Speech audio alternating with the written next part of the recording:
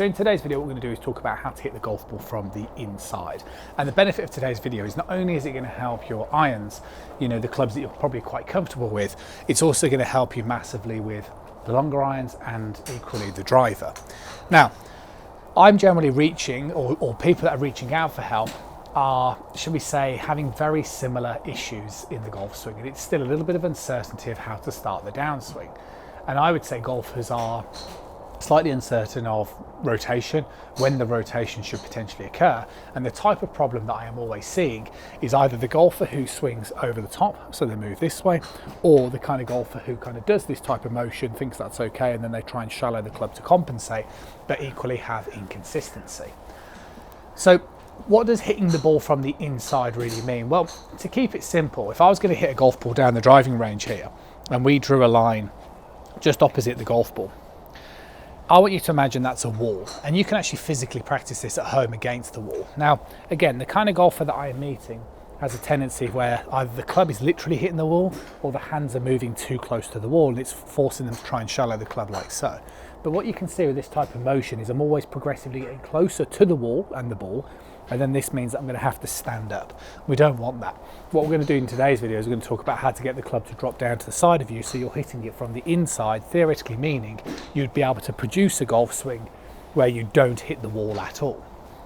Okay, so the way we're going to go about doing that first and foremost is we really need to understand the kind of backswing sequence. And one of the things that is so important, I would say, is movement towards the lead side. Now, again, the reason why this is so important is because if you imagine for a moment, I've got a golfer who demonstrates a backswing position and they get a lot of the weight on towards the trail side. I'm not suggesting this is a bad thing, but most golfers who end up moving like this, where they move over towards the trail side, they don't compensate by moving back to the lead side anywhere near enough.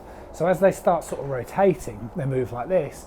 And again, this is the kind of common problem for golfers who end up with the hands and the club moving too close towards the wall. So we don't want that.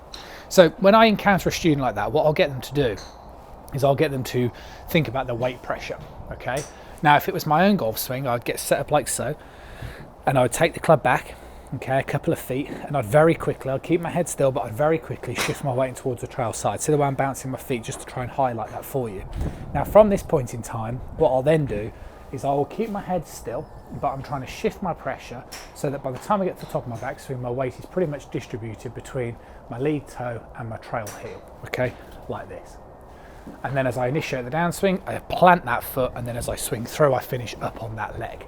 So that's the big thing. And again, as opposed to the golfer who moves over here and they sort of hang back and they end up swinging towards the wall. So the thing that I'd suggest that you guys do is do it this way, because it works really, really well.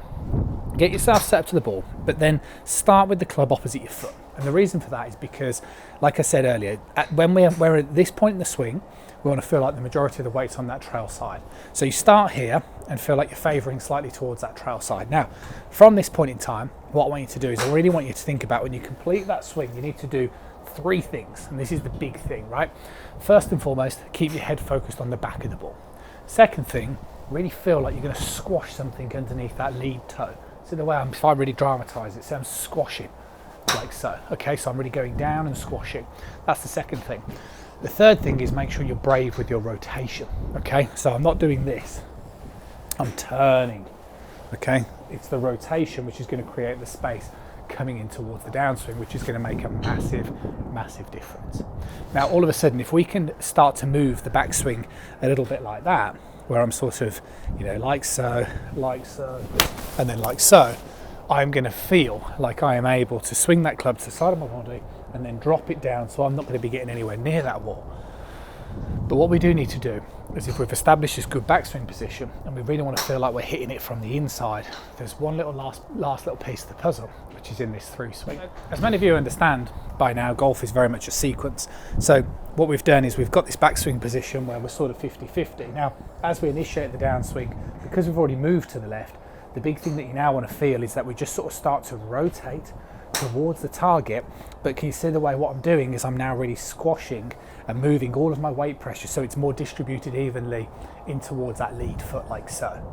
Okay, and that means that I'm triggering some nice rotation to start that downswing, but it also means that because I'm not here and I'm shifting pressure, I'm still introducing a little bit more linear. So we've kind of moved to the lead side, moving more to the lead side as we keep our head still.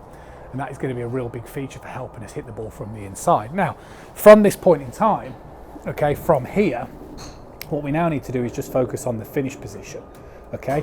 Now, because I'm here and I'm over this lead side and my head's on the back of the golf ball and I've triggered a small amount of rotation, I can now finish my swing, which means I can sort of post up over my lead leg.